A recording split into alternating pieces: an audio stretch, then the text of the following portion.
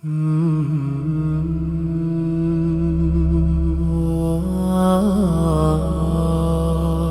کہتے ہیں تو مسلمانوں کا سب سے بڑا دشمن دنیا کی جتنی قومیں ہیں ان میں سب سے بڑا دشمن کس کو پاؤ گے؟ یہود کو پاؤ گے، اس کے بعد مشرکین کو پاؤ گے، اور اسلام کے سب سے زیادہ قریب تم کس کو پاؤ گے؟ نصارہ کو، عیسائیوں کو پاؤ گے۔ تو ان کو بہت عرصے سے، صدیوں سے کچھ دنیا میں ہوا نہیں تھا، تو ان کو بیٹھے بیٹھے پریشانی ہونا شروع ہو گئی۔ چند ان کے فسادی لوگ جمع ہوئے اور انہوں نے کہا کہ بھئی دنیا میں ہر قوم کے پاس ایک ملک ہے، ہر مذہب کے پاس ایک ملک ہے، تو ہمارے پاس بھی ہونا چاہیے۔ حالانکہ یہ بات ہی غلط ہے، دنیا میں ہر قوم کے پاس ملک نہیں ہے، دنیا میں لاکھوں قومیں ہیں، ملک تھوڑی لاکھوں ہیں۔ پاکستان میں کتنی قومیں ہیں؟ سرائکی ہے، پنجابی ہیں، اردو ہیں، پٹھان ہیں، بلوچی ہیں۔ اگر قومیت کی بیس پہ ملک بنانا شروع کر دیں پھر تو ایک ایک انچ کے ملک وجود میں آئیں گے۔ پھر سرائکیوں میں جائیں گے تو سرائکیوں میں 20 قومیں ہیں، پٹھانوں میں جائیں گے پٹھانوں میں 40 قومیں نکلیں گی، مہاجروں میں جائیں گے ان میں صدیقی الگ ہے، ہاشمی الگ ہے، 20 قسم کے، بہاری الگ ہے، وہ تو قوم در قومیں بڑھتی چلی جائیں گی۔ انہوں نے کہا دنیا میں ہر مذہب کے پاس ایک ملک ہے، حالانکہ یہ بات بھی سکھوں کے پاس کوئی الگ ملک ہے؟ کوشش کر رہے ہیں وہ بنانے کی، لیکن اب تک کی رپورٹ کے مطابق نہیں ہے۔ بہت ساری دنیا میں مذہب ہے جن کے پاس کوئی کنٹری، مذہب کی بیس پہ حکومت دنیا میں 3 قوموں نے کی ہے، مذہب کی بیس پہ، جو آسمانی مذاہب ہیں، یہود، عیسائی اور مسلمان۔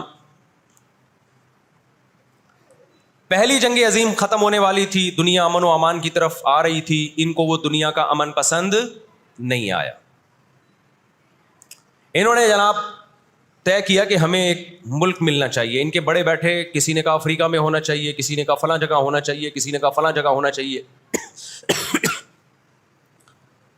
ان میں چند شرارتیوں کو خیال آیا کہ اگر ہم کسی بھی ملک میں کسی بھی زمین پہ اناؤنس کریں گے نا یہاں ہم نیا کنٹری بنانا چاہتے ہیں، تو ہمارے یہود خود اس پہ آمادہ نہیں ہوں گے، اس لیے کہ جو شخص کسی ملک میں سکون اور اطمینان کے ساتھ رہ رہا ہے، کوئی یہودی، تو وہ کیوں آئے گا ہجرت کر کے وہاں پہ؟ سمجھ میں آ رہی ہے بات؟ بھائی آپ کسی کنٹری میں امن اور سکون کے ساتھ ہو، اعلان ہوتا ہے ان لوگوں کے لیے وہاں الگ ملک بن رہا ہے، تو آپ کہو گے مجھے جانے کی کیا ضرورت ہے جب میں یہاں سکون اطمینان سے ہوں، مجھے تمام حقوق حاصل ہیں۔ یہودیوں کو پوری دنیا میں ہر قسم کے حقوق حاصل تھے، اور سب سے زیادہ یہودیوں کے ساتھ اچھا سلوک مسلمان خلفاء نے کیا ہے۔ یہودی خود اس کے معترف ہیں کہ مسلمانوں کی اور ہماری جنگیں وہ بنو قریظہ اور بنو نذیر کے بعد، وہ جو مدینہ کے دور میں اس کے بعد کبھی بھی نہیں ہوئی ہیں۔ مسلمانوں کی لڑائیاں یا تو اہل فارس سے ہوئی ہیں، ایران جو پہلے کا ایران تھا، یا عیسائیوں سے ہوئی ہیں، یہودیوں سے جھڑپیں نہیں ہوئی ہیں۔ تو ان کو خیال ہوا بیٹھے بیٹھے کہ ہمیں الگ ریاست چاہیے۔ مختلف جگہوں کا سلیکشن ہوا، سب ریجیکٹ ہو گیا۔ تو صہیونیوں کو خیال آیا کہ اگر ہم بیت المقدس کا نعرہ لگاتے ہیں کہ ہمیں بیت المقدس دوبارہ چاہیے، یہ ہمارے آباء و اجداد کا وطن ہے، تو الگ ریاست کا منجن بہترین طریقے سے بک سکتا ہے۔ مذہبی لوگ جہاں لوگوں کو صحیح گائیڈ کرتے ہیں، خوب سمجھ لو مذہب کے نام کا منجن بھی مذہب میں ہی بکتا ہے۔ آج بھی ایسا ہو رہا ہے، بہت سی مذہبی تحریکیں لیبل کس کا لگا رہی ہوتی ہیں؟ اسلام میں بھی ایسا ہی ہے۔ جہاں اسلام میں آپ کو اچھی تحریکیں ملیں گی، وہاں ایسی تحریکیں بھی ملیں گی کہ لیبل کس کا لگایا جا رہا ہوتا ہے؟ مذہب کا، اور مقصد اس کے پیچھے دنیاوی مفاد ہوتے ہیں۔ اس کو سمجھنے کی ضرورت ہے۔ ہمارے یہاں جہاں بھی نعرہ لگ جائے نا مذہب کا، تو لوگ سارے گدھے گھوڑوں کی طرح اکٹھے ہو جاتے ہیں، یہ نہیں دیکھتے کہ اس کے پیچھے اس کے مقاصد کیا ہیں۔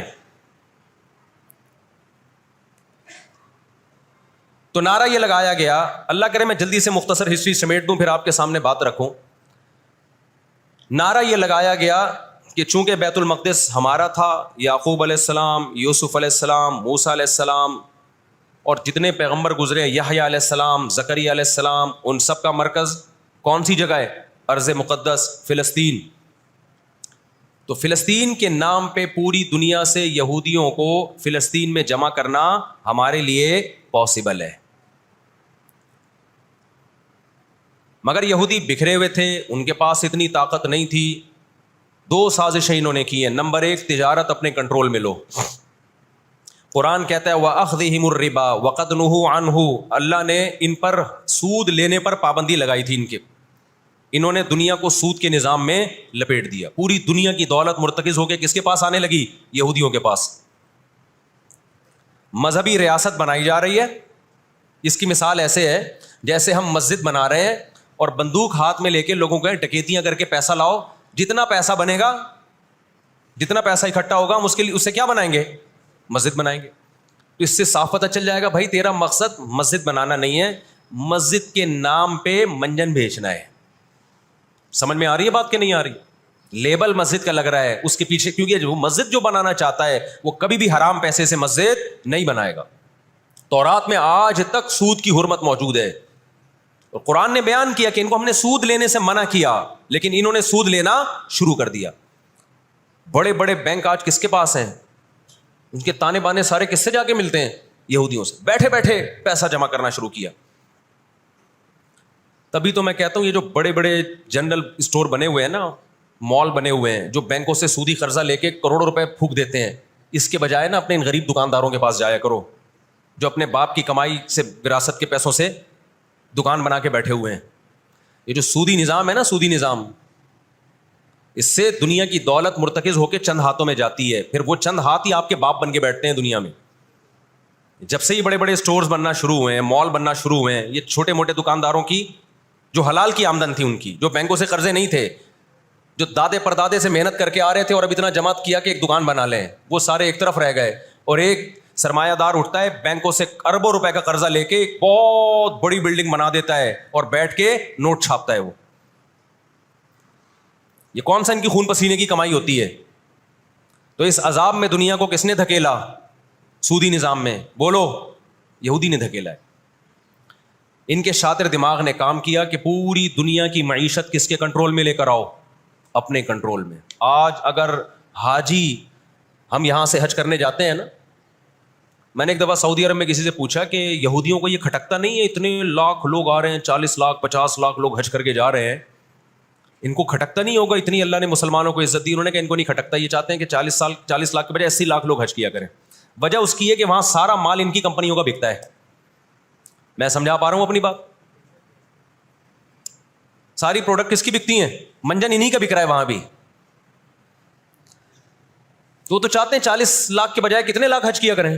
80 لاکھ حج کیا کریں. اللہ میاں نے حج کا جہاں تذکرہ کیا نا, وہاں تجارت کا بھی تذکرہ کیا ہے. لیس علیکم جناح ان تبتغوا فضلا من ربکم. مسلمان جب حج کرنے جاتے تھے تو تجارت بھی کرتے تھے, کیونکہ پوری دنیا سے مسلمان آ رہے ہیں. ایک ملک میں ایک چیز سستی ہے, دوسرے ملک میں وہ مہنگی ہے, تو اس ملک والا یہ سستی چیز لے گیا, یہ والا یہ سستی چیز لے گیا, دونوں پارٹیوں کو پیسہ مل رہا ہے, حج بھی ہو رہا ہے, پیسہ بھی مل رہا ہے. صحابہ کو خیال آیا کہ یہ تو ہم حج کرنے جا رہے ہیں, اس میں ہم بزنس بھی اگر کرتے ہیں تو ہمارے تو حج کا اجر ضائع ہو جائے گا. اللہ نے فرمایا نا نا نا نا نا, اگر تم حج کے ساتھ تجارت بھی کرو گے, تجارت کا فائدہ بھی ملے گا اور حج کا بھی پورا پورا ثواب ملے گا تمہیں. کیوں؟ اللہ چاہتے تھے کہ حج کے ذریعے معیشت بھی مسلمانوں کی مضبوط ہو. اللہ تھوڑی مسلمانوں کو کمزور دیکھنا چاہتے ہیں. آج حج مسلمان کر رہا ہے, گناہ بھی معاف کروا کے آ رہا ہے, فائدہ کس کو ہو رہا ہے؟ یہودی کو ہو رہا ہے. میں نے وہاں سعودی عرب میں کسی بڑے سے پوچھا, میں نے کہا یار آپ مسلمانوں کی پروڈکٹ یہاں کیوں نہیں بیچتے؟ انہوں نے کہا ایک دفعہ ہم نے پاکستان سے مرغی منگوائی تھی, چکن پاکستان سے منگوائی تھی تاکہ بلا شک و شبہ حلال ہو, یعنی سب کو پتا ہو کہ حلال ہے. ایک دفعہ بھیجی, اس کے بعد 2 نمبری کی ان لوگوں نے, تو سعودیہ نے بین کر دیا. آپ کے جتنے مسالے ہیں نا, میں نام نہیں لے رہا کمپنیوں کے, ایک ایک کا نام لے کے بتاتا. میں ابھی مسقط ایک ہفتہ رہا ہوں, میں نے وہاں دبا کے بد پرہیزی کی ہے. لڈو بھی کھائے, مٹھائیاں بھی کھائیں, بریانیاں بھی پھوڑی, ایک دفعہ پیٹ خراب نہیں ہوا. جرمنی گیا, پھوڑ پھاڑ کے آیا, پیٹ خراب نہیں ہوا. سعودی عرب گیا, پھوڑ پھاڑ کے آیا, پیٹ خراب نہیں ہوا. یہاں آیا ہوں, کھچڑی کھا کے پیٹ خراب ہو جاتا ہے. پتہ نہیں کیا کھلا رہے ہیں یار ہمیں. مسقط میں نے پوچھا یار یہاں پیٹ نہیں خراب ہو رہا؟ انہوں نے کہا یہاں آپ کے مسالوں پر پابندی ہے, پاکستان سے مسالوں پر یہاں کیا ہے؟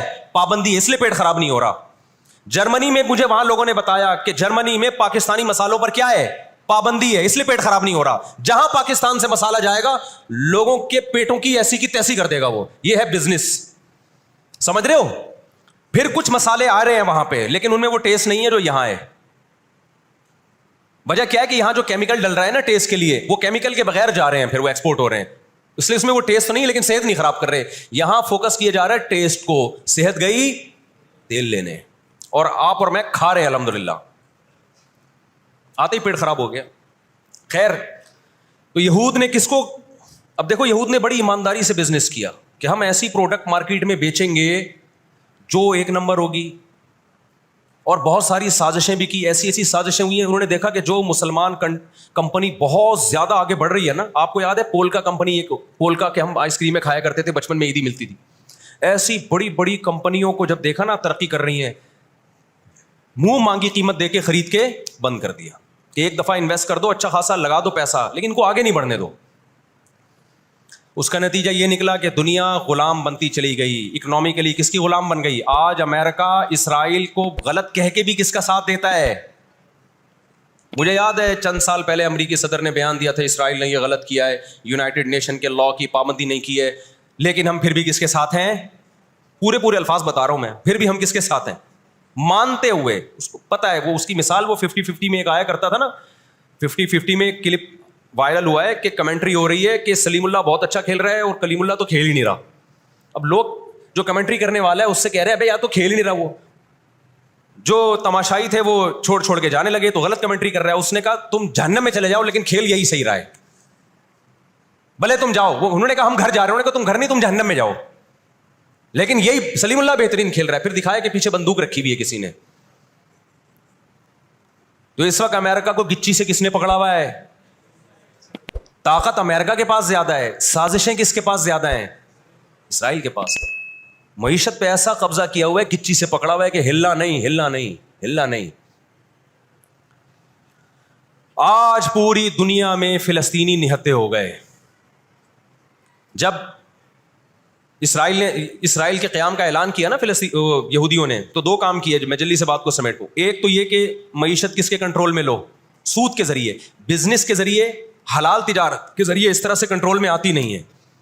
وہ سود جو تمام مذاہب میں حرام ہے, عیسائیت میں بھی, یہودیت میں بھی, اسلام میں بھی, اس سود کو پروموٹ کیا دنیا میں, تاکہ سود کے ذریعے آپ اندرون سندھ جاؤ نا, بڑے بڑے زمینداروں نے ہاریوں کو, کسانوں کو اپنے کنٹرول میں لیا ہوا ہے سودی قرضے دے کے. وہ بیچارے ہل نہیں سکتے, ساری زندگی ان کے غلام بنے رہتے ہیں وہ. اللہ جزائے خیر دے, ہمارے جامعہ الرشید کے ایک استاذ ہیں, بڑے مالدار بھی ہیں, انہوں نے وہاں جا کے بہت سارے ہاریوں کے قرضے ادا کر کے ان کو اس غلامی سے نکالا ہے. اور بہت سے ان میں ہندو بھی ہیں بہت سارے, وہ مسلمان بھی ہوئے ہیں, ان کو اور ہر طرح سے سپورٹ کرنا ہے, ایسے ادارے بنے ہوئے ہیں اندرون سندھ. تو ایک کام تو یہ کیا کہ معیشت اپنے کنٹرول میں. دوسرا کام کیا کہ ان کو پتا تھا کہ جب تک بڑی طاقتیں ہمارے ساتھ نہیں ہوں گی اس وقت تک ہم اسرائیل کا قیام وجود میں نہیں لا سکتے. اس کے لیے سب سے زیادہ اسلام دشمنی میں برطانیہ کے ساتھ ایگریمنٹ ہوا. اور آپ حیران ہوں گے, برطانیہ کی اسمبلی میں جب یہ قانون پاس ہوا, قرارداد پاس ہوئی ہے کہ ہم نے فلسطینیوں کو, اسرائیلیوں کو, یہودیوں کو فلسطین میں جا کے آباد کرنا ہے, تو آپ حیران ہوں گے کہ اس میں اس کی سب سے زیادہ مخالفت اسمبلی میں موجود ایک شخص نے کی جو یہودی تھا. اس نے ایک آواز اٹھائی کہ اگر ہم نے ایسا کیا تو اب تک 1000 سال سے زیادہ عرصہ ہو گیا ہماری مسلمانوں سے کبھی لڑائی نہیں ہوئی ہے, اگر ہم نے ایسا کیا تو پوری مسلم دنیا ہمارے اگینسٹ ہو جائے گی اور دنیا ایک نہ ختم ہونے والی جنگ میں آپ دنیا کو جھونک دو گے. وہ یہودی تھا, اس نے اس پالیسی کے خلاف آواز اٹھائی, مگر برطانیہ کو اس سے کوئی سروکار نہیں تھا. اس کا کیا جا رہا ہے بھائی اس میں نے بتایا نا, یہ دنیا کے بڑے بڑے جو تہذیب سکھاتے ہیں نا ہمیں, ان کی تہذیب بس یہی ہوتی ہے کہ روڈ ایسے پار کرنا ہے آپ نے, اور لال بتی پہ آپ نے رک جانا ہے, ٹیکس آپ نے ٹائم پہ ادا کرنا ہے. یہ چھوٹی موٹی, ایک مسجد سے چپل چرانے والا چور ہوتا ہے نا, پٹتا وہی ہے. کبھی بڑے اسمگلر کو دیکھا آپ نے؟ کیا ہو گیا بھائی, گھنٹی بجا کے بھاگنے والا بچہ پکڑا بھی جاتا ہے, پٹتا بھی ہے. مسجد سے چپل چرانے والا پٹتا بھی ہے. لیکن کچھ چور ایسے ہوتے ہیں 3 پیس سوٹ اور ٹائی میں, بڑا زبردست بریف کیس ان کے پاس, اس میں پورا اسمگلنگ کا پیسہ ہوتا ہے, ٹھیک, لاکھوں لوگوں کی جان اس میں خون بہا ہوتا ہے, اس کا پیسہ ہوتا ہے, عزتوں کے سودے ہوتے ہیں. تو یہ بڑی بڑی طاقتیں اس طرح کرتی ہیں. اور کمال کی بات ہے, راحت اندھوری کا ایک شعر ہے نا, کہ مجھے شعر تو یاد نہیں رہا, اس کا مفہوم یاد رہ گیا ہے, کہ ہمارے قاتلوں کو کہاں ڈھونڈتے پھرو گے. ایک شاعر نے تو کہا ہے کہ اپنی معشوقہ کو, کہ ہمارے قاتلوں کا, یعنی ہماری قاتل تو آپ ہو, آپ کی محبت میں ہم مرے ہیں. اس نے کہا کہ ہمارے قاتلوں کو کہاں ڈھونڈتے پھرو گے. وہ کیا ہے کہ ہمیں قتل کا الزام ہم ہی پر رکھ دو, ہم ہی پر الزام ڈال دو, یعنی مقتول ہی پہ الزام ڈال دو کہ یہی قاتل ہے. آج دنیا میں سب سے زیادہ دہشت گردی کا شکار مسلمان ہو رہا ہے, کشمیر میں بھی. اور میں کشمیر کے بارے میں نیوز چینل کی رپورٹ پیش نہیں کر رہا, میں دنیا میں جاتا ہوں, مقبوضہ کشمیر کے مسلمانوں سے بھی ملتا ہوں. نام ان کے ہائی لائٹ نہیں کیے جا سکتے, ان کی ویڈیو نہیں ڈالی جا سکتی ورنہ انڈیا ان کو تنگ کرے گا. مقبوضہ کشمیر میں کوئی ایک مسلمان ایسا نہیں ہے جو انڈین گورنمنٹ سے خوش ہو. ابھی مسقط میں ایک خاتون ملی مقبوضہ کشمیر سے, مجھے تو لوگ پہچان لیتے ہیں, کہنے لگے مفتی صاحب خدا کا واسطہ آپ آواز اٹھائیں, ہم پر بہت ظلم کر رہا ہے انڈیا, بہت مار رہا ہے ہمیں کشمیر میں, بتاؤ دنیا آواز اٹھا رہی ہے اس پہ؟ کیونکہ مسلمان کا خون بہ رہا ہے. روہن گیان میں کس کا خون بہتا ہے؟ برما میں مسلمان کا خون بہتا ہے. فلسطین میں کس کا خون بہ رہا ہے؟ مسلمان کا خون بہ رہا ہے. جہاں مسلمان کا خون بہے گا دنیا منہ پہ ٹیپ لگا لیتی ہے.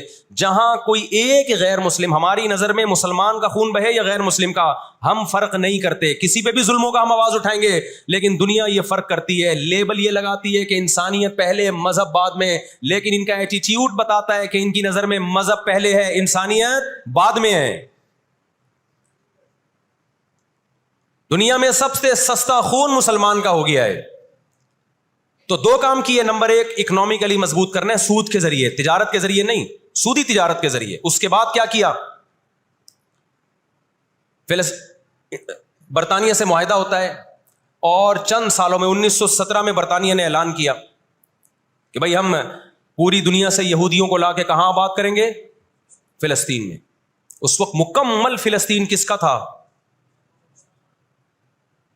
عربوں کا تھا, وہ مسلمانوں کا تھا. چند سال میں 33% یہودی اسرائیل میں آ کے فلسطین میں آ کے آباد ہو گئے, اور وہ وہاں گڑبڑ شروع کر دی انہوں نے. نہتے فلسطینیوں کو مارنا, قتل کرنا, ان کی زمینوں پہ قبضہ کرنا. فلسطینیوں نے آواز اٹھائی, غیرت مند لوگ ہیں وہ, انہوں نے کہا لن نترک شبرا للذل, ہم ایک بالش بھی نہیں دیں گے. جب تک سلطان عبد الحمید تھا نا, خلیفہ مسلمانوں کا, اس نے یہودیوں سے کہا تھا کہ شاپر میں مٹی اٹھا کے بھی لے جانے نہیں دوں گا فلسطین کی. سمجھتے ہو, دیکھو مسلم حکومت چاہے کیسی نالائق ہو, خلافت چاہے کیسی نالائق ہو, اس کا وجود نہ ہونے سے بہرحال بہتر ہے. آج لوگ کہتے ہیں ترک بدعتی تھے, ترک میں مزار تھے, میں مانتا ہوں یہ چیزیں غلط تھیں, لیکن اب مزار ختم ہو گئے, اس کے بجائے دوسری غلط چیزیں بہت ساری آ گئی ہیں, اور بہت ساری الٹی چیز. جب تک ایک ہماری ریاست تھی, ایک حکومت تھی, نہ بوسنیا کا مسئلہ کھڑا ہوا تھا اور نہ اسرائیل کا مسئلہ کھڑا ہوا تھا. تو 33% یہودی آ کے آباد ہوئے. 1945 میں جب پہلی جنگ عظیم کا خاتمہ, دوسری جنگ عظیم کا خاتمہ ہوا, برطانیہ کی ایسی کی تیسی ہو گئی تھی. قرآن کہتا ہے وَكَذَلِكَ نُوَلِّي بَعْضَ الظَّالِمِينَ بَعْضًا, یہ عجیب الفاظ ہیں قرآن کے, ہم بعض ظالموں کو بعض کے ذریعے پٹواتے ہیں. ہندوستان میں بہت سارے علماء کھڑے ہوئے انگریز کے خلاف, لیکن شکست ہوئی.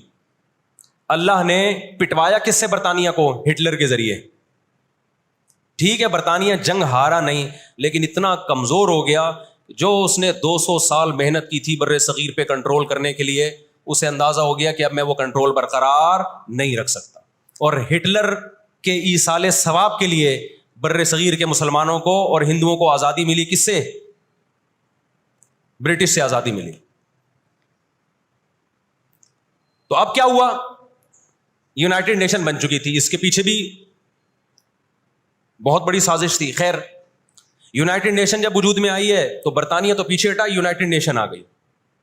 1947 میں یونائٹڈ نیشن نے فلسطینیوں کی مرضی کے بالکل خلاف ایک کام کیا کہ بٹوارا کیا جائے, یہاں تک یہودیوں کا اور یہاں تک کس کا؟ فلسطینیوں کا. یہ پہلی غلطی تھی یونائٹڈ نیشن کی. جب عدالت انصاف نہیں کرتی نا, تو پھر لوگ خود بخود غیر قانونی کاموں پہ آتے ہیں. عدالت جب اپنی ذمہ داری پوری کرتی ہے, لوگ غلط چیز کی طرف نہیں جاتے. 1948 میں یا 49 میں, آج دنیا میں بہت سے لوگ کہتے ہیں یہ عرب کنٹریز کیوں نہیں کر رہے. بھائی عرب ممالک 3 بڑی جنگیں لڑ چکے ہیں. یہ جو لوگ الزام لگاتے ہیں نا کہ عرب چپ کر کے بیٹھے ہوئے ہیں, مصر کیوں نہیں کر رہا. مصر کی سرحد ملتی ہے اسرائیل سے, شام کی سرحد ملتی ہے, اردن اور لبنان کی سرحد ملتی ہے. یہ سارے ملک 3 بڑی جنگیں لڑ چکے ہیں اسرائیل کے خلاف, لیکن فتح کس کو ہوئی ہے؟ اسرائیل کو. کیوں؟ اس کے پیچھے کون تھا؟ اس کے پیچھے امریکہ تھا. تو آپ اپنے ملکوں کو برا بلا کہہ کے اس سے کچھ بھی حاصل ہونے والا نہیں ہے, اس سے ان کا وجود بھی ختم ہو جائے گا. 3 بڑی جنگیں ہو چکی ہیں, تمام عرب کنٹریز مل کے اسرائیل پہ حملہ کرتے ہیں,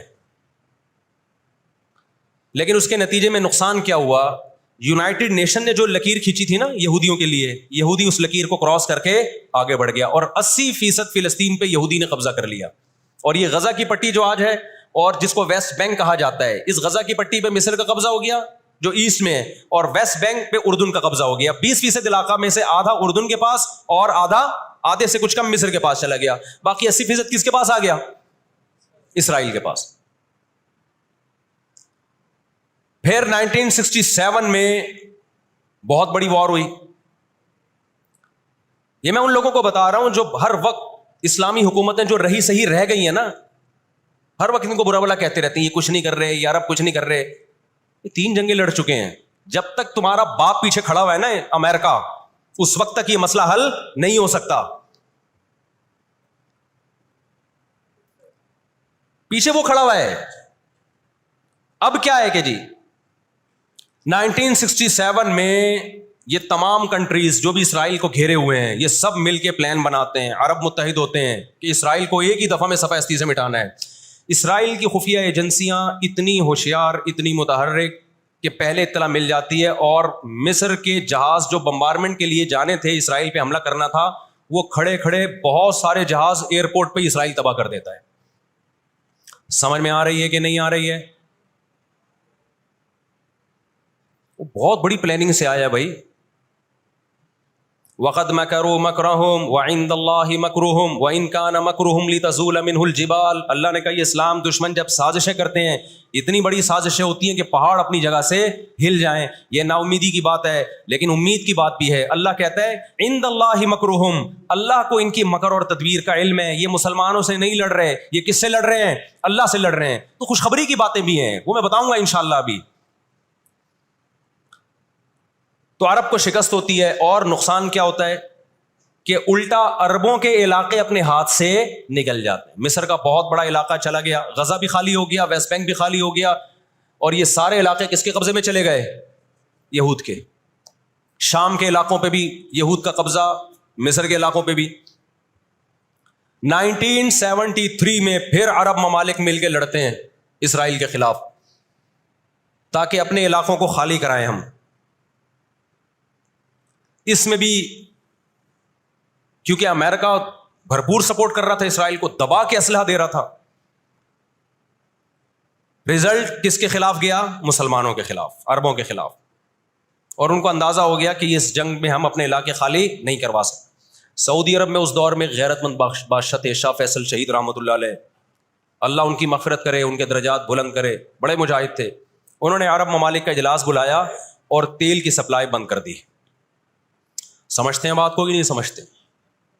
جب تیل کی سپلائی بند ہوئی, اللہ تعالیٰ نے وسائل تو آج بھی مسلمانوں کو دیے ہیں, تیل کی سپلائی بند کی ہے تو اسرائیل گھٹنے ٹیکنے پر مجبور ہو گیا. پھر امریکہ بہادر بیچ میں آئے ایک بڑے بزرگ کا کردار ادا کرتے ہوئے کہ دیکھو لڑائی بھڑائی معاف کرو, اللہ کا گھر صاف کرو, بیٹھ کے مذاکرات کی میز پہ آ جاؤ. تو یہاں بھی مذاکرات کی میز کے پیچھے تیل کا ڈنڈا تھا, سمجھ رہے ہو؟ عربوں کے پاس جو تیل کی اللہ نے ان کو ایک طاقت دی ہے نا, وہ استعمال کی انہوں نے. لیکن لڑائی معاف کرنے میں بھی بہت سارے گیم کھیل گیا. وہ طے یہ ہوا کہ جی جو عربوں کے علاقوں پر اسرائیل نے قبضہ کیا ہے مصر اور شام پہ, وہ اسرائیل واپس کرے گا. ٹھیک ہے, ہم آپ کے علاقے واپس کر رہے ہیں, لیکن مصر کو اسرائیل کو تسلیم کرنا پڑے گا. یہ بہت بڑی مسٹیک ہوئی. کس سے؟ بولو, مصر سے. وہ اس پہ آمادہ ہو گئے, چلو ہمارے علاقے تو ہمیں واپس مل رہے ہیں.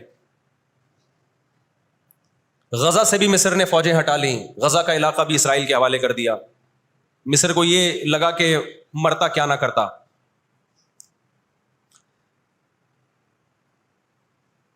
مصر نے جب یہ علاقے واپس کیے اور اسرائیل کو تسلیم کیا تو بہت سارے عرب کنٹریز مصر کے خلاف ہو گئے اور عرب اتحاد سے مصر کو نکال دیا. وہ جو بعد میں داخل بھی کر لیا, پھر 1989 میں دوبارہ داخل کر لیا. فلسطینیوں کو اندازہ ہو گیا کہ یہ ممالک جو کچھ کر سکتے تھے کیا ہے, اب ہمیں ہی کرنا پڑے گا. اب ہم دنیا سے کیا ہو گئے ہیں؟ مایوس. لیکن ان کی غیرت کو 100 بار سلام, انہوں نے شکست تسلیم نہیں کی. دنیا کے مسلم کنٹریز نے شکست مان لی, انہوں نے نہیں کی. لڑتے رہے بالآخر غزہ کا علاقہ، غزہ سے یہودیوں نے اپنی فوجوں کو یہ غزہ آزاد کرایا، انہوں نے، کوئی ان کے ساتھ نہیں تھا، اکیلے لڑ رہے تھے۔ 2006 میں غزہ میں الیکشن ہوئے اور حماس بھاری اکثریت سے جیتتی ہے۔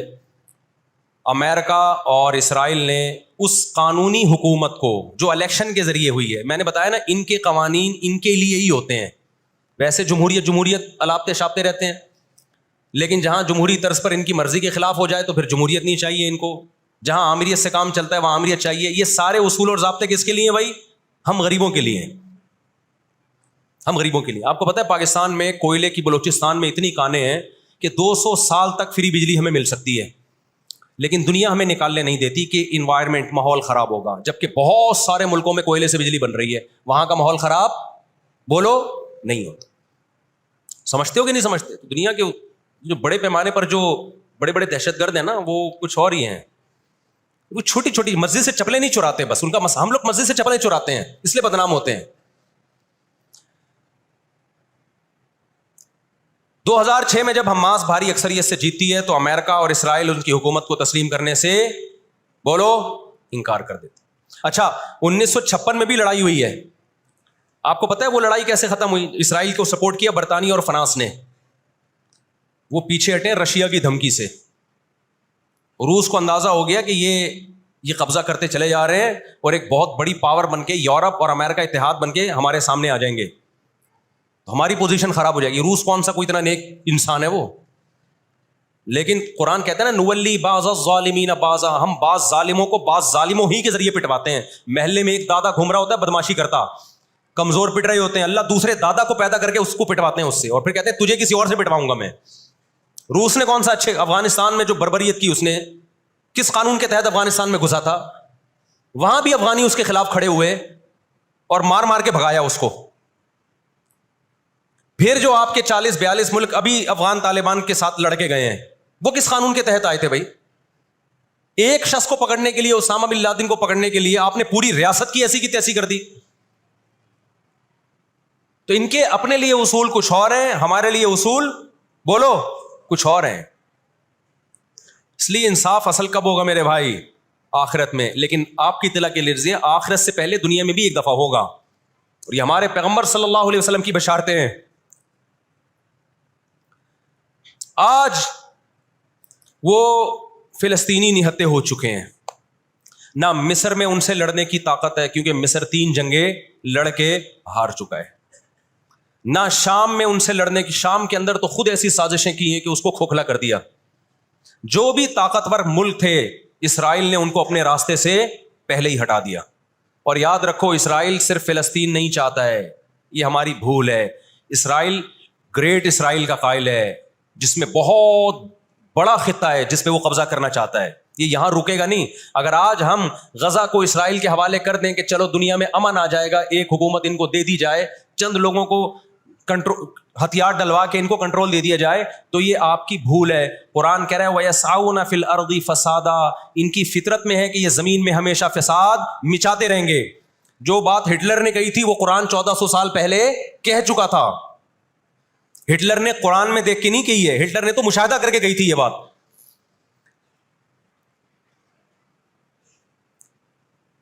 نہ مصر میں لڑنے کی طاقت، 3 جنگیں ہار چکا ہے، نہ لبنان میں لڑنے کی طاقت، نہ اردن میں لڑنے کی طاقت، نہ شام میں لڑنے کی طاقت۔ سعودی عرب اور اسرائیل کے حالات اچھے ہونے جا رہے تھے، یہ واقعہ ہوا، سعودی عرب نے الحمدللہ یو ٹرن لے لیا، ایک اچھا اقدام ہے سعودی عرب کا، ورنہ تو یہ مسئلہ دب گیا تھا۔ سعودی عرب پیچھے ہٹ گیا، اردن پیچھے ہٹ گیا، بہت سارے اسلامی ملک جو جا رہے تھے کم از کم اس واقعے کے نتیجے میں پیچھے ہٹے ہیں، وہ ایک اسٹیپ پیچھے کی طرف آئے ہیں، اور اب اتنی جلدی یہ آگے جا نہیں سکتے، ان کی اپنی عوام نہیں چھوڑے گی ان کو۔ اگر یہ آگے کی طرف گئے، یہودیوں سے انہوں نے دوستی لگانے کی، اسرائیل سے دوستی لگانے کی کوشش کی۔ میں بار بار کہتا ہوں جب میں یہودی کا لفظ استعمال کرتا ہوں تو اس سے صہیونی اور اسرائیلی مراد ہوتے ہیں، جو اسرائیل کو سپورٹ کر رہے ہیں۔ سارے یہودی اس میں داخل نہیں ہیں، آج بھی بہت سارے یہودی وہاں فلسطینیوں کو سپورٹ کر رہے ہیں، دنیا میں مظاہرے ہو رہے ہیں فلسطینیوں کے حق میں۔ ہمیں اس بارے میں کیا ہدایات ملتی ہیں قرآن و سنت میں؟ وقت بتائیے، یہ گھڑی آگے تھوڑی سی، وقت کافی زیادہ ہو گیا، میں انشاءاللہ ہمیں اس بارے میں قرآن و سنت میں کیا ہدایات ملتی ہیں، اس پر میں انشاءاللہ جمعے کی نماز کے بعد کچھ دیر بات کروں گا. وقت چونکہ بہت ہو گیا، جمعے کی نماز پہ لیٹ ہو جاتی ہے. اللہ تعالیٰ غزہ میں جو اہل اسلام پہ، فلسطینیوں پہ ظلم ہو رہا ہے، اللہ تعالیٰ ان کی مدد کرے، اور غاصب اسرائیل کو اللہ تعالیٰ ہدایت دے، جو ہدایت کے قابل نہیں ہے تو اللہ ان کو تباہ و برباد کرے. دیکھیے نبی صلی اللہ علیہ وسلم نے فرمایا، بخاری مسلم کی حدیث ہے، تقاتلون الیہود حتی یختبی احدکم وراء الحجر فیقول الحجر یا مسلم ھذا یہودی فاقتلہ، ھذا یہودی ورائی فاقتلہ. نبی صلی اللہ علیہ وسلم نے فرمایا تمہاری یہود سے لڑائی ہوگی، جہاد ہوگا، یہاں تک کہ کوئی یہودی اگر پتھر کے پیچھے چھپے گا تو پتھر کہے گا کہ اے مسلمان یہ یہودی ہے، اس کو قتل کر دے، یہ میرے پیچھے چھپا ہوا ہے. ہر درخت بھی گواہی دے گا، ہر پتھر بھی گواہی دے گا، الا الغرقد، سوائے غرقد درخت کے. یہودیوں کا کوئی مقدس درخت ہے جو اسرائیل میں بہت زیادہ لگاتے بھی ہیں یہ لوگ. نبی صلی اللہ علیہ وسلم نے جب یہ بات ارشاد فرمائی تو اس وقت مسلمانوں کی یہودیوں سے ایسی کسی لڑائی کا تصور بھی نہیں تھا. ایک پیش گوئی تھی جو کسی کے خواب و خیال میں بھی نہیں تھا کہ صدیوں بعد جا کے ایسا ہو سکتا ہے. اس سے بھی پتہ چلتا ہے کہ ہمارے نبی صلی اللہ علیہ وسلم کی جو پیش گوئیاں ہیں وہ اگر وہ پوری نہیں ہوئیں تو آپ ٹائم کا انتظار کریں، ایک وقت پوری ہو جائیں گی. 1300 سال تک مسلمانوں کو اس حدیث کا مطلب سمجھ میں نہیں آیا. عملی دنیا میں ایمان تو تھا سب کا کہ اللہ کے نبی نے جو فرمایا برحق ہے، کیونکہ یہودیوں سے میں نے بتایا نا لڑائی ہوئی نہیں ہے. جب مدینہ سے اور جزیرہ عرب سے ان کو نکالا گیا، یہ دنیا کے مختلف ملکوں میں جا کے آباد ہو گئے ہیں. اس کے بعد یہ ہمیشہ یا تو عیسائیوں کے زیر سایہ رہے ہیں یا مسلمانوں کے زیر سایہ رہے. ان کی لڑائی اگر ہوئی عیسائیوں سے ہوئی ہے، مسلمانوں سے ان کا کبھی ٹاکرا نہیں ہوا. لیکن پیغمبر صلی اللہ علیہ وسلم نے کیا فرمایا صحابہ سے؟ تقاتلون، تم لڑو گے. تم سے مراد یہ امت لڑے گی. ایک وقت آنے والا ہے اور ایسی لڑائی ہوگی، ایسی لڑائی ہوگی کہ حتی یختبی احدکم وراء الحجر، کہ پتھر اور درخت بھی یہودی کا ساتھ دینا چھوڑ دیں گے. آج دنیا جن حالات کی طرف جا رہی ہے نا، یہ ایسا لگتا ہے کہ اس حدیث کے پورا ہونے کا ٹائم آ گیا ہے. ہم جب قرآن مجید پڑھتے تھے، اب بھی پڑھتے ہیں، لیکن جب طالب علمی کے دور میں جب سمجھ کے پڑھنا سیکھا ہم نے، تو ہم جگہ جگہ قرآن میں دیکھتے تھے ضربت علیہم الذلہ، اللہ نے ان پر ذلت کو مسلط کر دیا ہے. میں بار بار کہوں یہودیوں سے ہماری مراد علی الاطلاق سارے یہودی نہیں ہیں، کیونکہ میرے بیان کو لوگ شارٹ کلپ بنا کے غلط چلاتے ہیں. ابھی میرا ایک بیان کسی نے چلایا، میں بیان میں کہہ رہا ہوں کہ عورت اور مردوں کی نماز میں جو فرق ہے کسی حدیث سے اگر ثابت نہیں ہے تو یہ بھی تو حدیث سے ثابت نہیں ہے کہ عورتیں صفا مروہ میں چلیں گی، دوڑیں گی نہیں. یہ بھی تو حدیث سے ثابت نہیں ہے کہ عورتیں آہستہ لبیک کہیں گی. آگے میں نے پوری ڈیٹیل میں بات کی ہے. کسی نے میرا اتنا سا کلپ چلا دیا اور جواب میں کسی دوسرے کا کلپ چلا دیا کہ دیکھو فلاں فلاں حدیث تو ہے، فلاں حدیث تو ہے جس میں آتا ہے عورتیں صفا مروہ پہ چلیں گی. حالانکہ میں ان حدیثوں کا جواب اس کلپ میں دے چکا ہوں. نمبر 1 وہ مرفوع حدیثیں نہیں ہیں، نمبر 2 وہ صحیح روایتیں نہیں ہیں، من گڑت ہیں، یا تو بہت درجے کی ضعیف ہیں، اس قابل نہیں ہے کہ ان کو دلیل کے طور پہ پیش کیا جائے. لیکن شرارتی نے میرا آدھا کلپ چلایا اور دوسرے اسکالر کا میرے مقابلے میں لگا دیا. نیچے لوگ کہہ رہے ہیں مفتی کو حدیثوں کا نہیں پتا اور ان صاحب کو حدیثوں کا پتہ ہے. تو آپ کر لیں جو مرضی کرنا ہے، قیامت میں اللہ حساب و کتاب لے لے گا. تو میرے کلپ لوگ ادھورے چلاتے ہیں. ہمیں اللہ کا شکر ہے، ان لوگ، ہم نہیں کہہ رہے ہم بہت بڑے فنٹر ہیں، یہ جو آج کل کے یوٹیوبرز آ رہے ہیں نا، جو نئے نئے اسکالرز آ رہے ہیں، ان سے قرآن کا بھی الحمدللہ زیادہ پتہ ہے، حدیثوں کا بھی ان سے الحمدللہ زیادہ پتہ ہے. ہم نے جن استاذوں سے حدیثیں پڑھی ہیں نا، ان کے 20-20 سال کے تجربے حدیث پڑھانے کے، اور وہ اردو میں نہیں پڑھاتے، وہ عربی میں پڑھتے ہیں، عربی میں پڑھاتے ہیں، اور اسماء الرجال کے بڑے بڑے علامے ہیں. سمجھتے ہو کہ نہیں سمجھتے؟ اور میں نے تو دور حدیث جو کیا ہے نا، دور حدیث ہم نے تو الگ ہی سٹائل میں کیا ہے. ہم پر تو پابندی تھی کہ جب حدیث کا سبق ہوگا تو ہم نے خود عربی کتابیں دیکھ کر، عربی شروحات دیکھ کر لیکچر کو تیار کرنا ہے. سند بھی خود پڑھنی ہے، سند کی بحث بھی، اور پوری بحث بھی خود ہی تیار کرنی ہے. تو اس اسٹائل میں جب انسان حدیث پڑھتا ہے تو اس کی استعداد اور زیادہ بڑھ جاتی ہے. آج کل کے جو نئے نئے اسکالر آ رہے ہیں، ان سے کہو کہ بغیر زبر زیر پیش کے نا حدیث کی ایک سند پڑھ کے دکھا دیں. مفہوم تو اگلی چیز ہے. تبھی ہم کہتے ہیں سامنے بیٹھ کے جو مسائل حل ہوتے ہیں نا، وہ یوٹیوب پہ کلپ بازیوں سے نہیں ہوتے. ان سامنے بیٹھتے نہیں ہیں لوگ. میرے 3 دنیا میں مناظرے ہوئے ہیں، 3، اور تینوں میں الحمدللہ اللہ نے مجھے فتح دی ہے. 3 ابھی چونکہ موضوع اسرائیل کا چل رہا ہے، یہ مناظروں کی بحث کرنا مناسب نہیں ہے، وہ میں پھر کسی اور وقت بتاؤں گا. لیکن مناظرے کچھ اصول اور ضابطے کے تحت ہوتے ہیں تو ہوگا. بغیر ضابطوں کے کوئی بھی آ کے بیٹھ کے مرغوں کی طرح لڑنا شروع کر دے، اس کو بحث مباحثہ نہیں کہتے، اس کو مرغوں کی لڑائی کہتے ہیں. تو مرغوں کی لڑائی میں ہم اپنے آپ کو نہیں دھکیلتے، ہم ٹرم اینڈ کنڈیشن فکس کر کے بات کرنے پر آمادہ ہوتے ہیں. سمجھتا ہے کہ نہیں سمجھتا؟ تو 3 ہوئے میرے، پھر کبھی بتاؤں گا انشاءاللہ. ابھی تو یہ اسرائیل کا ٹاپک زیادہ اہم ہے ان جھگڑوں سے جو آج کل کے اسکالرس کے چل رہے ہیں. تو بار بار میں کہتا ہوں، میرا کلپ ادھورا چلاتے ہیں نا تو کوئی یہودیوں کے خلاف نہ چلائے. سارے یہودی ایک جیسے نہیں ہیں، ہم اسرائیل کے اگینسٹ ہیں، تو ہماری جو لڑائی ہوگی اسرائیل سے ہوگی. حدیث میں جس یہودی سے لڑائی کا ذکر ہے اس سے مراد بھی کون سے یہودی ہیں؟ یہ فتنہ پرست اور شر پسند یہودی ہیں جو اسرائیل پہ غاصبانہ قبضہ، فلسطین پہ جنہوں نے غاصبانہ قبضہ کیا ہوا ہے. سمجھتے ہو کہ نہیں سمجھتے؟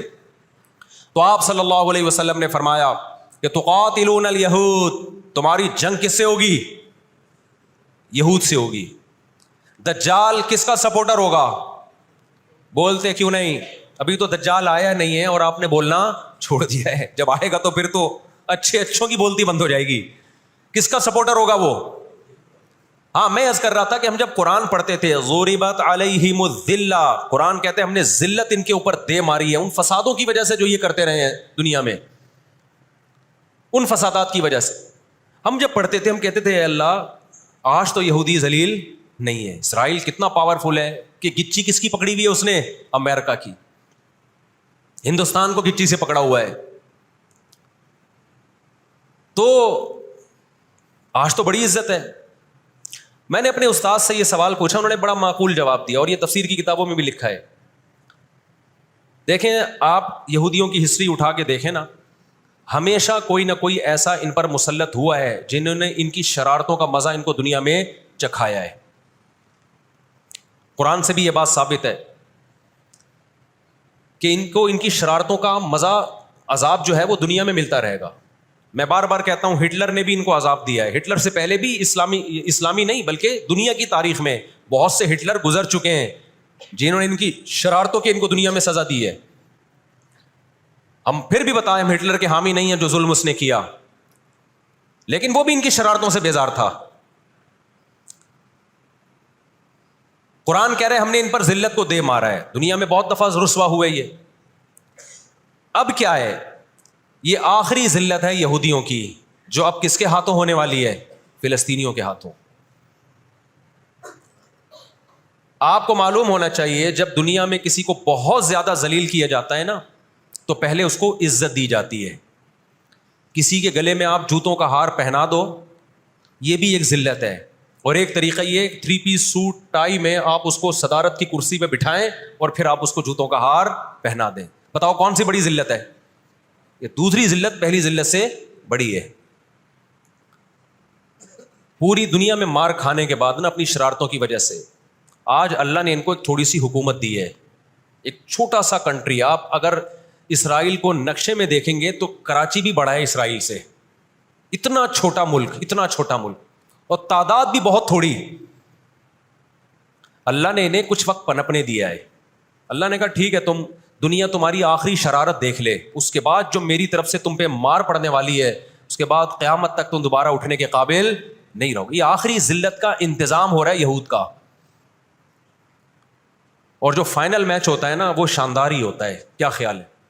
سیمی فائنل میں اتنا لوگ دلچسپی سے نہیں دیکھتے، کوارٹر فائنل میں اتنا دلچسپی سے بولو نہیں دیکھتے جو فائنل میچ دیکھتے ہیں. اللہ نے ان کا ظلم پوری دنیا کے سامنے نمایا. آج جو غزہ پہ جو کچھ ہو رہا ہے پوری دنیا کے سامنے اللہ نے دکھا دیا. ایک منٹ رکھیں اس کو. پوری دنیا کو دکھایا نا اللہ نے کیا کر رہے ہیں یہ، کس طرح سے اسرائیل میں لوگوں کو لا کے آباد کیا فلسطین میں. پھر فلسطینیوں پہ اقوام متحدہ کی 60 سے زیادہ قراردادیں ہیں جس کی اسرائیل دھجیاں اڑا چکا ہے. 60 سے زیادہ قراردادیں، 60 سے زیادہ جس کو اسرائیل نے ماننے سے انکار کیا ہے. یونائٹڈ نیشن کی بات کر رہا ہوں میں. تو اللہ تعالیٰ ان کو تھوڑا سا پنپنے دے رہے ہیں کہ ٹھیک ہے اس دفعہ سیمی فائنل تم جیت لو، فائنل تک تو پہنچو نا تم، اس کے بعد ہوگا کیا. دیکھو آپ نے سنا ہوگا کہ لاتوں کے بت ہاتھوں سے نہیں مانتے. یہ جو اسرائیل جو کچھ کر رہا ہے نا اس کا اصل حل مجھے بھی پتا ہے مظاہروں میں نہیں ہے. اس کا اصل حل ہے جہاد. اس کا اصل حل کیا ہے؟ جہاد، جو کہ فلسطینی کر رہے ہیں. میں نے جب لوگوں کو یہ کہا نا کہ اپنے ملک میں پرامن مظاہرے کرو، لوگوں نے کہا لو پرامن مظاہروں میں لگا کے لوگوں کی صلاحیتیں خراب کر رہے ہیں. ہم آپ کو جہاد سے نہیں روکتے، لیکن آپ جہاد اپنے ملک میں کرو گے توڑ پھوڑ کر کے، یا جہاں یہودی ظلم کر رہا ہے وہاں لڑائی کرو گے آپ. تو یہ عجیب منطق نہیں ہے کہ ظلم وہاں ہو رہا ہے، آپ نے اپنے ملک میں توڑ پھوڑ کرنا شروع کر دی، تو اس سے یہودی ناراض ہوگا یا خوش ہوگا؟ وہ تو کہے گا اور اچھا ہے بم دھماکے کرو یار، پرامن نہیں، بہت بموں کے ساتھ کلاشن کوفوں کے ساتھ اپنے کنٹری میں مظاہرے کرو، ہمیں آ کے چھڑو یہاں پہ. ہم جہاد کے منکر نہیں ہیں، آپ سے زیادہ الحمدللہ جہاد کو مانتے ہیں. لیکن آپ اگر یو کے میں، کینیڈا میں، پاکستان میں، سعودی عرب میں توڑ پھوڑ والے مظاہرے شروع کر دو گے، چاہے غیر مسلم کنٹریز میں بھی، خدا کی قسم اس سے اسرائیل کو جوں بھی نہیں رہیں گی. تو اس وقت آپ جوش سے زیادہ ہوش سے کام لیں. جوشیلی تقریریں کرنے والے بہت ہیں مارکیٹ میں، ابھی نعرے بھی یہاں لگ رہے ہیں، ہم یہ کر دیں گے، ہم وہ کر دیں گے. ان سے پوچھو کیسے کرو گے؟ شام کو گھر پہ جا کے گٹکا کھا کے سو جاتے ہیں وہ. جوشیلی تقریریں کرنے والے، میں مانتا ہوں جہاد ہی ہوگا، لیکن ہوگا کس سرزمین پہ؟ جہاں یہودی لڑ رہا ہے وہیں لڑا جائے گا. میدان جنگ متعین کیا جاتا ہے لڑائی کے لیے.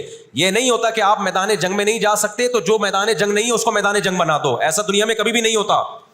یہ تو وہ جون پور کے قاضی والا قصہ ہو جائے گا کہ وہ سولی پہ لٹکایا ایک شخص کو، اس کی گردن موٹی تھی، وہ پھندے میں آ نہیں رہی تھی. انہوں نے کہا اس کی گردن چونکہ پھندے میں آ نہیں رہی ہے تو اس کی چونکہ آ رہی ہے اس کو لٹکا دو آپ.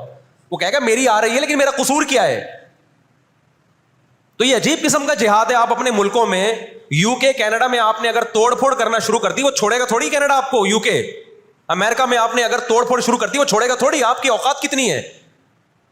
لڑائی کے لیے سب سے پہلے میدان جنگ کا تعین ضروری ہے کہ لڑائی ان کی مرضی سے نہیں ہوگی، کہاں کہ وہ جہاں چاہ رہے ہیں، لڑائی ہماری مرضی سے ہوگی. ہم جہاں کہیں گے وہاں لڑائی ہوگی. میں سمجھا پا رہا ہوں اپنی بات؟ تو علاج، بہت سے لوگوں نے جہاد کا انکار کر دیا، یہ بھی غلو ہے. اور بہت سے لوگوں نے ہر جگہ کو میدان جنگ بنانے کے چکر میں ہیں. یہ ایک طرف کی انتہا ہے. آج دنیا نے ان کو نہتا چھوڑ دیا ہے، فلسطینیوں کو، لیکن وہ ڈٹے ہوئے ہیں. آپ ان کی مدد کر سکتے ہو جہاد کے ذریعے، ضرور کرو. کس نے منع کیا ہے آپ کو؟ اور اگر آپ ان کے ساتھ مل کے جہاد نہیں کر سکتے، نہیں جا سکتے وہاں پہ، تو آپ پھر ان کو جو سپورٹ کر سکتے ہو، ہم راشن پانی پہنچا سکتے ہو تو وہ پہنچاؤ. میں نے پاکٹ ویلفیئر ٹرسٹ کا نام لیا نا، اس پہ بھی لوگوں نے اعتراض کیا، لو بھائی ان کو راشن کی ضرورت تھوڑی ہے، ہمیں پتہ ہے راشن سے کام نہیں چلے گا. لیکن جو جہاد ہوگا تو وہاں جا کے ہوگا. یہاں بم پھاڑنا شروع کر دیے، اس سے اسرائیل کی صحت پہ کوئی فرق نہیں پڑے گا. اسرائیل پہلے ہی ان کی سازشوں سے لیبیا تباہ ہو چکا ہے، ایک مضبوط ریاست تھی. عراق کا بیڑا غرق کر دیا، اب وہ چاہتا ہے سعودی عرب کا بھی بیڑا غرق ہو، وہ چاہتا ہے پاکستان کا بھی بیڑا غرق ہو. تو ان بیڑا غرق ہونے سے جو آپ کی ٹوٹی پھوٹی رہی صحیح لنگڑی لولی حکومتیں، ان کی بھی ایسی کی تیسی ہو جائے گی. اور فلسطینی بھی نہیں چاہتے ہیں کہ دوسرے ملکوں میں لڑو، وہ کہتے ہیں لڑنا ہے تو ہمارے پاس آؤ. تو یہ اب جو دنیا جا رہی ہے نا جس طرف، ہو یہ رہا ہے. میں نے آپ کو قرآن کی آیت پیش کی تھی نا، وَكَذَلِكَ نُوَلِّي بَعْضَ الظَّالِمِينَ بَعْضًا. اللہ کہتے ہیں ہم بعض ظالموں کو بعضوں سے پٹواتے ہیں. تو پہلی جو ابھی تک تو ہم نے نا امیدی کی باتیں کی ہیں، مسلمان ممالک شکست کھا کے بیٹھ چکے ہیں، 3 بڑی جنگوں میں شکست ہو چکی ہے. اس کے بعد اب کسی مسلم کنٹری میں اسرائیل پر چڑھائی کی طاقت نہیں ہے. ان کو پتا ہے پیچھے امریکہ بیٹھا ہوا ہے، پورا یورپ. رشیا نے یوکرائن جیسے اتنے سے کنٹری پہ حملہ کیا. آپ نقشے میں دیکھیں، یوکرائن اتنا سا ہے، رشیا کیا ہے، یوں اگر وہ پاؤں بھی رکھ دینا تو کچل دے. لیکن جیت گیا کیا وہ جنگ؟ بولتے کیوں نہیں؟ کیوں؟ یوکرائن اتنا سا ہے مگر اس کے پیچھے کون ہے؟ پورا یورپ ہے، پورا یورپ اس کے پیچھے. یہ جنگ طول پکڑتی جا رہی ہے. رشیا اب تک یوکرائن کو کنٹرول میں نہیں لے سکتا. اور مجھے تو ایسا لگتا ہے، میں کوئی یقینی رپورٹ نہیں ہے، شاید اس جنگ کے پیچھے بھی اسرائیل کی سازش ہو. ان کو پتا تھا کہ ایک ہمارا دشمن ہے سوویت یونین، روس. جب 1956 میں جنگ ہوئی ہے نا، برطانیہ، فرانس اور اسرائیل نے مل کے حملہ کیا تھا مصر پہ، تو دھمکی کس نے دی تھی؟ روس کی دھمکی سے پیچھے ہٹے. روس نے کہا تھا نیوکلیئر اٹیک کروں گا میں، تو پیچھے ہٹ گئے. روس مسلمانوں کی خیر خواہی میں نہیں کر رہا تھا. روس کو یہ تھا کہ جب دنیا کا باپ میں بننا چاہتا ہوں تو تم دنیا کے باپ بننے کی کوشش کیوں کر رہے ہو؟ اگر یہ باپ بن گئے تو اس کو پتا تھا ہماری چودراہٹ ختم ہو جائے گی. تو اللہ ایک ظالم کو دوسرے ظالم سے پٹواتے ہیں.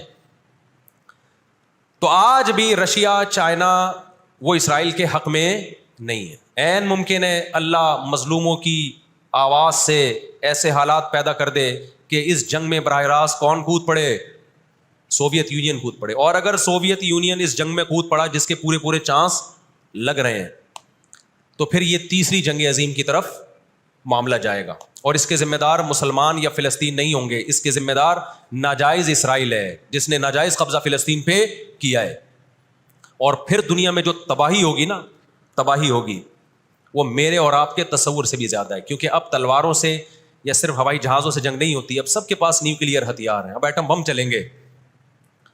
آج اگر دنیا انسانیت پہ رحم کھانا چاہتی ہے، آج اگر امریکہ، برطانیہ، جرمنی، فرانس جو دنیا کے لیڈر کہلائے جاتے ہیں، آج اگر یہ چاہتے ہیں کہ انسانیت کو تباہی سے بچائیں تو ان کو فلسطینیوں کا ہاتھ نہیں روکنا، ان کو کس کا ہاتھ روکنا ہے؟ جو اصل ظالم ہے نا یہودی، اس کا ہاتھ روکنا ہے. فلسطینیوں کے پاس اپنے دفاع کا پورا پورا اخلاقی حق بھی ہے، مذہبی حق بھی ہے، قانونی حق بھی ہے.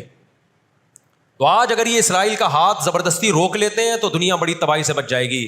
اور اگر یہ دنیا اسرائیل کا ہاتھ نہیں روکتی اور اس جنگ کو بند کرنے کی کوشش نہیں کرتی تو بھائی جو تیسری جنگ کی طرف معاملات جا رہے ہیں اس کے ذمہ دار یہ لوگ ہوں گے جو دنیا میں تہذیب کے ٹھیکیدار ہیں. یہاں تک بات سمجھ میں آ گئی کہ نہیں آ گئی؟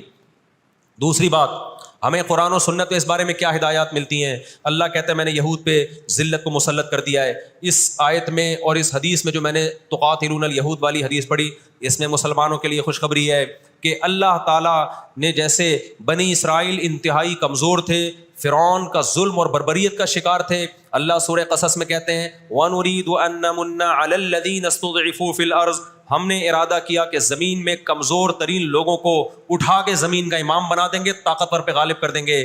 بہت دفعہ ایسا ہوا ہے، کم من فئۃ قلیلۃ غلبت فئۃ کثیرۃ باذن اللہ. اللہ کہتے ہیں دنیا کے نقشوں میں جو غالب ہوتا ہے، جس کی فتح اسباب کی دنیا میں یقینی ہوتی ہے، میں بہت تھوڑی سی جماعت کو طاقتور بنا کے دنیا کا امام بنا دیتا ہوں. ہمیں اللہ کی رحمت سے اور قرآن اور حدیث کی جو بشارتیں مل رہی ہیں اس سے پوری پوری امید ہے کہ انشاءاللہ یہ جو ابھی حالات ہوئے ہیں یہ فلسطین کی شکست پہ منتج نہیں ہوں گے، انشاءاللہ یہ اسرائیل کی شکست پہ اور یہودیوں کی ہمیشہ کے لیے شکست پہ اس کا نتیجہ نکلے گا انشاءاللہ. اور نبی صلی اللہ علیہ وسلم کی وہ حدیث پوری ہوگی کہ تمہاری جو بڑی جنگ ہوگی، نبی نے کیا فرمایا؟ اس امت کی ایک جماعت ہمیشہ جہاد کرتی رہے گی. لا یزال طائفۃ من امتی ظاہرین علی الحق، ہر دور میں لڑائی ہوئی ہے، جہاد ہوا ہے. آپ اس حصی اٹھا کے دیکھ، کہیں نہ کہیں جہاد ہمیشہ ہوتا رہا ہے. تو آج بھی ایسا ہوگا. اور بالآخر یہ معاملات اگر بین الاقوامی دنیا نے کنٹرول نہیں کیے تو نبی صلی اللہ علیہ وسلم کی پیش گوئیاں انشاءاللہ بہت جلد پوری ہونے والی ہیں. اور یہ جو ان کو عزت ملی ہے نا، یہ اصل میں بہت بڑی ذلت کی تمہید ہے. جب کسی کی بہت بڑی بےزتی کرنی ہوتی ہے تو اس کو پہلے بہت زیادہ عزت دینی پڑتی. میں اکثر ایک واقعہ سناتا ہوں. ایک آدمی گیا کسی محلے میں، آ کے کہنے لگا اللہ کا شکر ہے اس علاقے میں میری عزت نہیں ہے. لوگوں نے اس میں شکر ادا کرنے کی کیا بات ہے؟ اس نے کہا اگر عزت ہوتی تو آج میری بہت زیادہ بےزتی ہو جانی تھی. آج میں نے ایسا کام کیا کہ میری بہت زیادہ بےزتی ہو جاتی. تو یہ ایک بہت بڑی ذلت کا پیش خیمہ ہے. ہماری ذمہ داری ہے کہ ہم ان کے لیے دعا بھی کریں، اپنے ملک میں ہم پرامن احتجاج بھی کریں. غیر مسلم ریاستوں میں بھی احتجاج کی اجازت ہے، یہاں ہم نے پرامن ہی کرنا ہے. یہاں توڑ پھوڑ سے کوئی فائدہ ہونے والا نہیں ہے. تو جوش میں ہوش نہ چھوڑ دیں آپ. یو کے میں پابندی لگائی کہ آپ فلسطینیوں کا جھنڈا نہیں لہرا سکتے. لوگوں نے لہرانا شروع کر دیا. اس کا نتیجہ کیا نکلا؟ فلسطین آزاد ہو گیا. اس سے جنہوں نے لہرایا ان کو گورنمنٹ اٹھا کے لے گئی. تو تھوڑے بہت لوگ جو کچھ غیرت جن میں تھی وہ بھی اپنے آپ کو ہاتھ پاؤں کٹوا رہے ہیں اگر، تو فلسطینیوں کے لیے پھر احتجاج کرنے والا، آواز اٹھانے والا دنیا میں کون ہوگا؟ تو جو میدان جنگ ہے وہی میدان جنگ ہے، اور جو میدان جنگ نہیں ہے اس کو میدان جنگ بنانے کی کوشش نہ کرو. یہودی چاہتا ہے پوری دنیا میدان جنگ بن جائے، اسرائیل میں امن ہو جائے تاکہ میں بادشاہی کروں دنیا پہ. ہم چاہتے ہیں نہ، جو میدان جنگ آپ نے جس جگہ کو رکھا ہے ہم جنگ وہاں سے ہٹنے نہیں دیں گے. وہیں میدان جنگ ہوگا، وہی جگہ میدان جنگ بنے گی. اور آپ نے اپنی حکومتوں پہ دباؤ ڈالنا ہے، حکومتوں پہ پریشر. دیکھو اردن میں جب احتجاج ہوا ہے، اردن کا بادشاہ نے آ کے اسرائیل کے خلاف بیان دیا ہے. لوگ سمجھتے ہیں ان احتجاجوں سے کیا ہوگا، ان پرامن مظاہروں سے کیا ہوگا. ایسا نہیں ہے. ان پرامن مظاہروں سے حکومتوں پہ دباؤ پڑتا ہے. آپ جو کر سکتے ہیں وہ تو کریں نا، آپ جو کر سکتے ہیں وہ تو کریں. اور احتجاج اور مظاہروں کی کال سیاسی جماعتیں دیتی ہیں، مفتیان کرام نہیں دیتے. لوگ مجھے کہہ رہے ہیں آپ بلاؤ احتجاج کا دھرنا، ہم آئیں گے. مجھے پتہ ہے 4 آدمی بھی نہیں آئیں گے، 4 آدمی بھی نہیں آئیں گے ہمارے دھرنے پہ. یہ سیاسی جماعتوں کا کام، اور سیاسی جماعتیں بھی کر رہی ہیں، لیکن اور زیادہ کرنا چاہیے. حکومتوں کے کام ہوتے ہیں. سیاسی سطح پہ جو احتجاج جب گورنمنٹ لیول پہ ہوتا ہے وہ پاورفل احتجاج ہوتا ہے. اور حکومتیں احتجاج جب کرتی ہیں جب ان کو پبلک کا ڈر ہوتا ہے. تو آپ سوشل میڈیا پہ، فیس بک پہ آپ احتجاج کے ذریعے دنیا کو دکھاؤ ہم فلسطینیوں کے ساتھ ہیں. اس سے فلسطینیوں کو بھی سکون ملے گا کہ دنیا نے ہمیں یتیم اور لاوارث نہیں چھوڑا. اب یہ غزہ کا واقعہ ہونے سے پہلے دنیا نے ان کو بالکل لاوارث چھوڑ دیا تھا. ساری دنیا اسرائیل سے, ہمارے ملک میں اسرائیل کو تسلیم کرنے اور اتحاد کی باتیں شروع ہو گئی تھیں. اس جنگ کے بہت زیادہ نقصانات ہوئے ہیں, لیکن اس کا ایک فائدہ بھی یہ ہوا ہے کہ اسرائیل کا ایشو دوبارہ دنیا میں کھڑا ہو گیا ہے. اب اتنا آسان نہیں ہے اسرائیل کو تسلیم کرنا. تو ہم اللہ سے دعا کرتے ہیں کہ اے اللہ ہمارے ان مظلوم بھائیوں کی مدد فرما, اور جو بھی ظالم ہیں ان کو ہدایت دے, جو ہدایت کے قابل نہیں ہے اللہ ان کو تباہ و برباد کرے. علماء نے یہ بھی کہا ہے کہ فجر کی نماز میں جو غاصب یہودی ہیں, اسرائیلی ہیں, ان کے خلاف قنوت نازلہ کا بھی اہتمام کرنا چاہیے. تو اس کا بھی موقع ملے تو قنوت نازلہ پڑھنی چاہیے. قنوت نازلہ نبی صلی اللہ علیہ وسلم کی سنت ہے کہ جب کفر کا ظلم بڑھتا تھا تو آپ صلی اللہ علیہ وسلم فجر میں بد دعا کیا کرتے تھے فجر کی نماز میں ان کے لیے. تو اسلام جہاں دعائیں سکھاتا ہے, ظالموں کے خلاف بد دعائیں بھی. دوستو اگر ویڈیو پسند آئی ہو تو ویڈیو کو لائک, چینل کو سبسکرائب اور بیل آئیکن کو پریس کر دیں. شکریہ.